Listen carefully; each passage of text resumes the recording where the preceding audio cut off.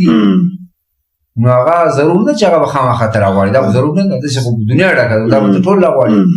یو داسې صورت دی چې هغه تا ته غریبانان لنډ دي تا ته نږدې دي د ګاونډي په شکل کې دي او هغه ته پرېږدي او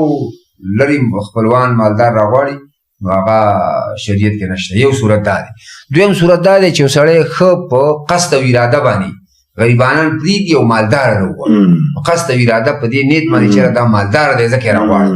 او غریب پرېږدي نو هغه د حدیث مصداق دغه دی یو ته یو خپلوان ته په دې نیت راغواړي چې دا مې خپل دی دا لحاظ پکې نه کوي چې مالدار دی که غریب دی نو هغه به یې پروا نه کوي د حدیث معنا دا ده چې ته ولیمه وکړي او د